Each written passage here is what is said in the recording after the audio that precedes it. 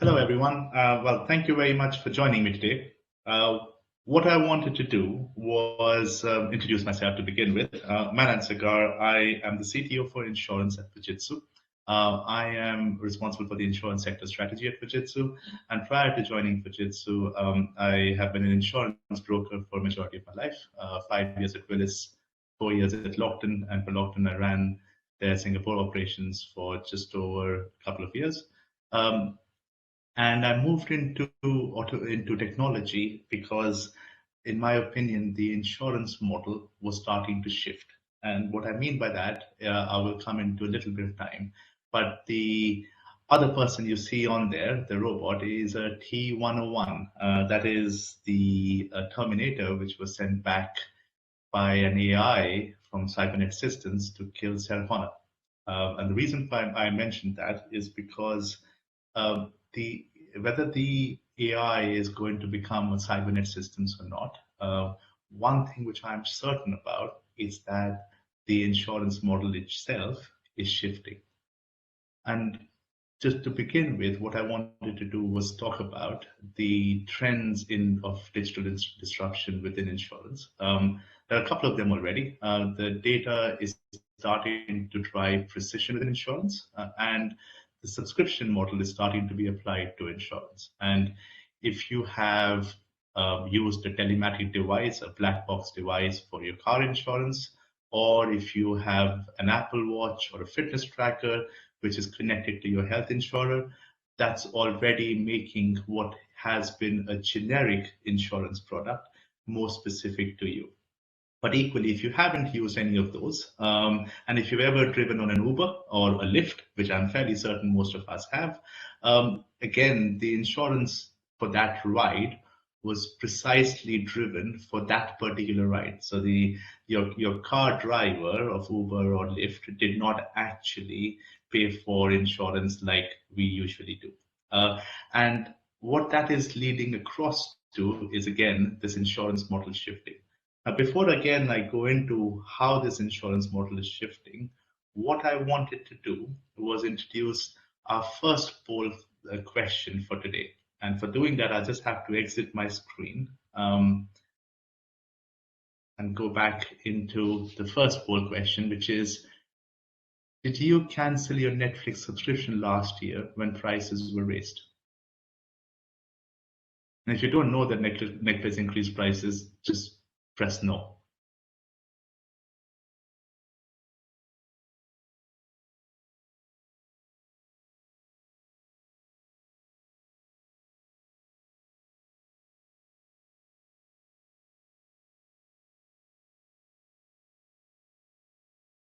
Right, so 73% of us have said that they didn't cancel their Netflix subscription last year when prices were increased. My next polling question is, did you look to change your insurer, much like what I did, when they increased your car or home insurance premium? And so I'm going to select I did, because I actually did. And if you don't buy your car or home insurance, just select that, the last option there.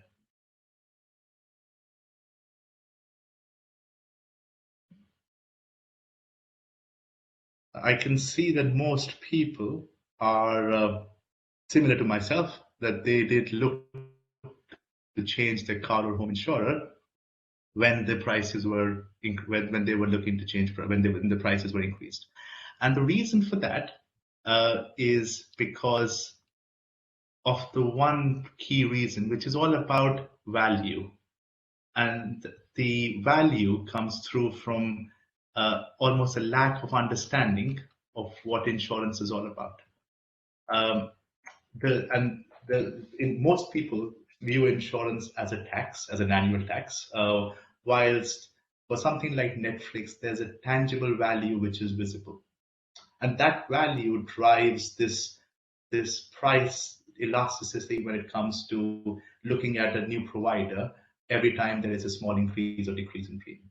Because people don't really understand what that impact of that car insurance product is when it comes to, or up until the time when there's an incident or an accident. And that is a fundamental challenge here across for the insurance sector. And if I was to just look at car insurance again as an industry, across the UK, for example, in the last 33 years, the car insurance industry has had only 7 years of profitability. Now, that's a scary statistics. And if I was to, I'm certain if in 30 years from now, if I was to look at Netflix, they won't have a statistic where they only have 7 years of profitability in 33 years. And again, the reason for that is people change their insurers because they don't particularly appreciate the value which they are getting for what they are paying for. And that brings me across to my next slide, which is all about, again, that link between business value and data insights. Where insurance largely plays is within the first two boxes which you see there, which is all about an understanding or analyzing what has previously happened and why it did happen. So it's all about that hindsight and a look at the hindsight to build or project models for the future. However, where there is real insight or real foresight is when the business value and user value and customer value really starts to increase. If I may now just come across to a couple of something which I mentioned a couple of times now, that drive towards that increased data insights and that drive towards increased business value is going to start to shift the insurance model from what has historically been a repair and replace model, which effectively means that the insurer pays out within certain policy terms and conditions when something breaks, across to a predict and prevent model. And so data insights coming across from these advancements in technologies is going to help to enable a shift to a prediction of what can potentially go wrong and the reasons for the claims, and almost a desire to start to prevent those things from going wrong. And what I wanted to do was, again, just talk about a couple of technologies which is going to enable that shift to happen. So the two things which we're going to talk about is Internet of Things and artificial intelligence. And again, the artificial intelligence is going to be the key enabler for that shift to happen. So before we go into artificial intelligence, what I wanted to do was, again, go back to a polling question in relation to how many sensors are you currently surrounded by? Just right now, how many sensors are you surrounded by? Is it 5, 10, or I don't know?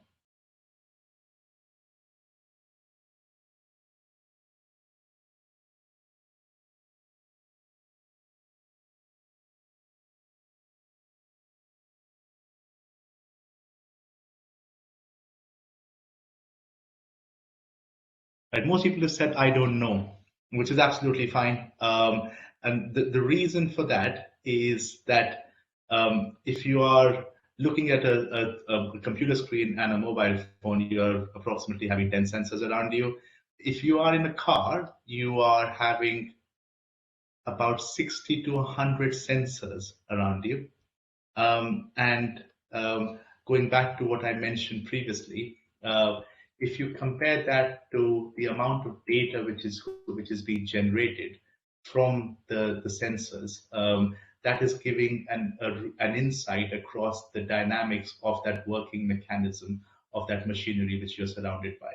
And that data and that insight can be used towards, again, moving that model across to predicting and preventing incidents from happening. To my example within car insurance, the fact that it's surrounded by 60 to 100 sensors, there is in many instances real-time information about some of the challenges associated with an incident happening.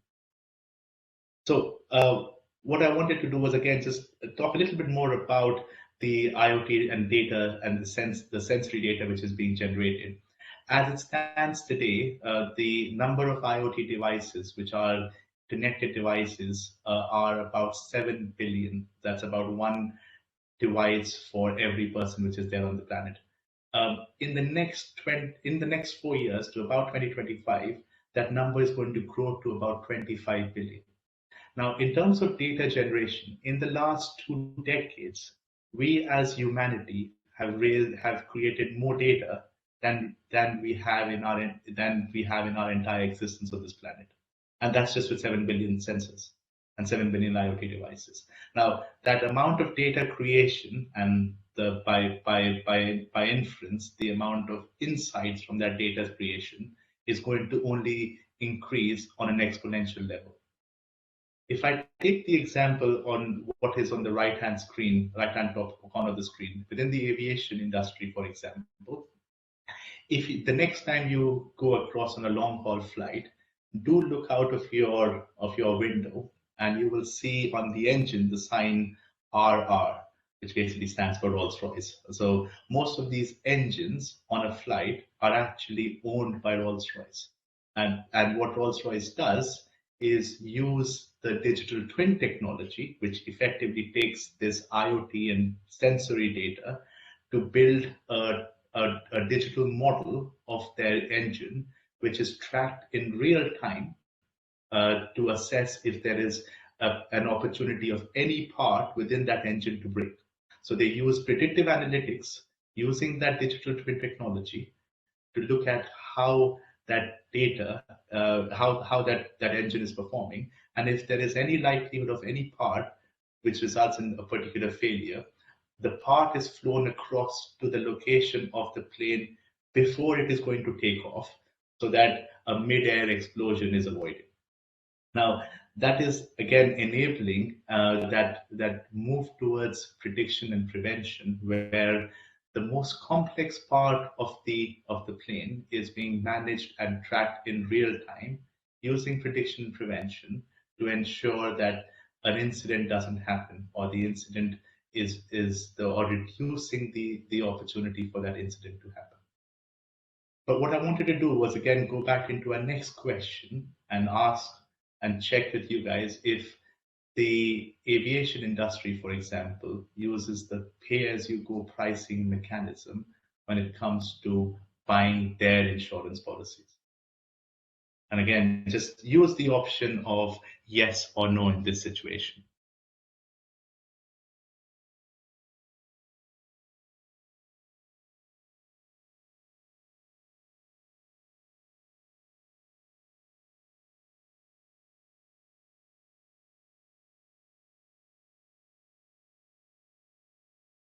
That's absolutely correct. So most people have assessed that the aviation industry doesn't use that. As it happens, the aviation sector largely uses the mechanism of using fleet insurance, and the sector is largely using the mechanism of insuring all the planes on fleets. However, as I previously mentioned, the most critical component within the plane itself is being monitored on real-time basis by Rolls-Royce, who's actually charging on engine hours, not selling their engines, but actually selling engine hours, and is monitoring the device in real time, ensuring that the device doesn't fail. But the insurance sector, unfortunately, is still backward looking and is making the trend to continue to have the policies being insuring on a fleet rather than using a real-time mechanism to look at where there's a potential issue and having a flexible insurance policy associated with that. And that's the challenge across the insurance sector. I'll come across onto just an understanding again of whether something is an RP or an AI. So is RP and AI the same thing? And again, I would request you to use your polling buttons to give me an understanding of whether you believe RP and AI is the same.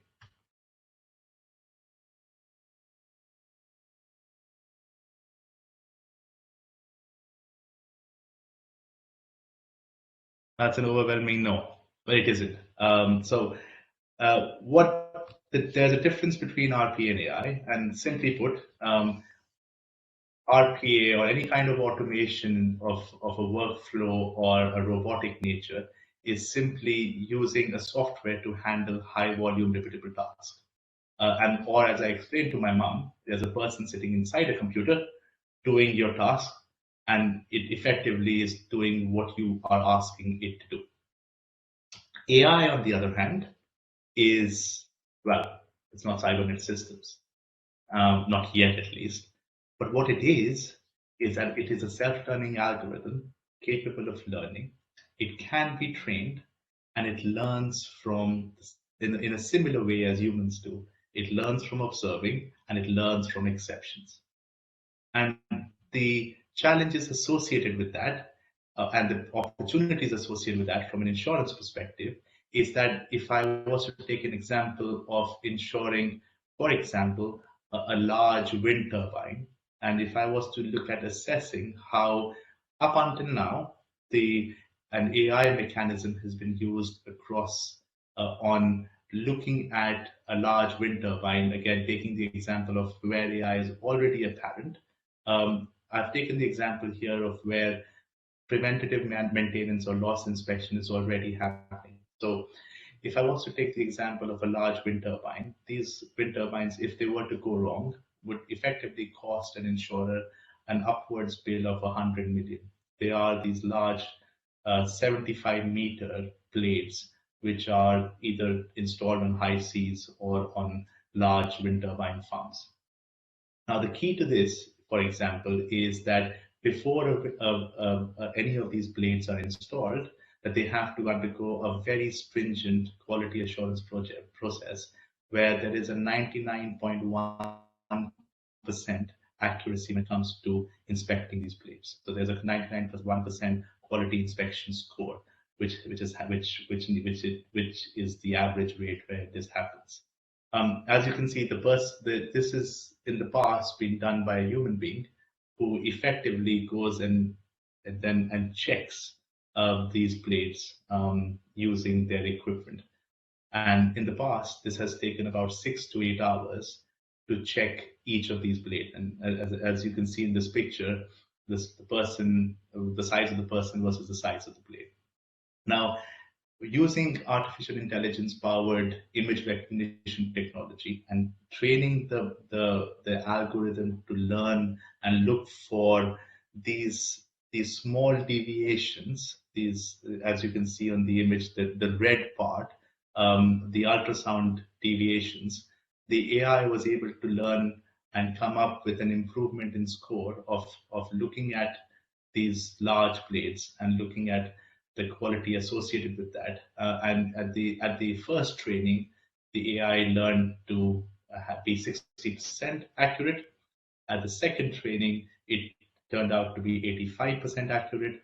And the third training, it was 99.7% accurate. Now, a 0.6% improvement to the comparable human being who has been inspecting this over years. Now, that 0.6% improvement when you're looking at $100 million bill associated with a failure is quite a significant number. What is also more important is that the inspection time reduced from 7 hours to just under an hour. And for the first time, there was a digital footprint of the blade when it was first installed, which was never the case before. So in the past, all you had was a quality inspection certificate from the person who had installed it to say it was of a particular standard. However, now there was a footprint of what the blade was when it was first installed. So in a 6 months time or a year's time, if the insurer was having a preventative focus towards risk management, they would send over a blade, assess the wear and tear of the blade, comparing it from the initial inspection and the installment of the blade when it was first installed, and look at whether there was preventative maintenance required before there was a failure which happened. Now, if that was to happen, and if that was to become the case, the prevention would ensure that the failure was reduced, which obviously has an impact not just on business interruption risk associated with insurance, but also on the public liability, employer's liability, and the assets all risk policy.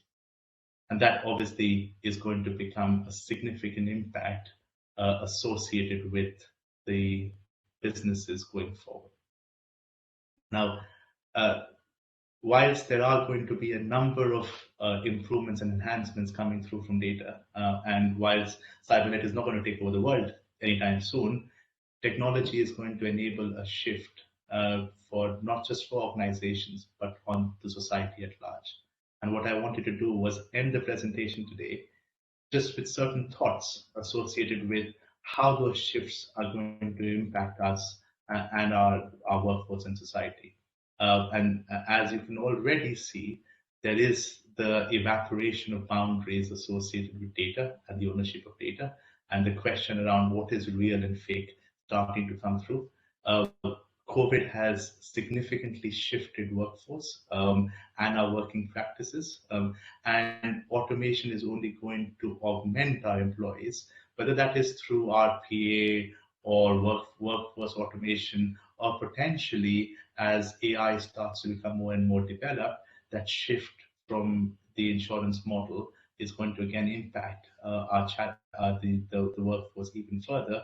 But more importantly, how that is going to impact society, our environment, and more importantly, the accountability which we hold towards the larger society around how prevention can potentially be better than effectively just paying for claims.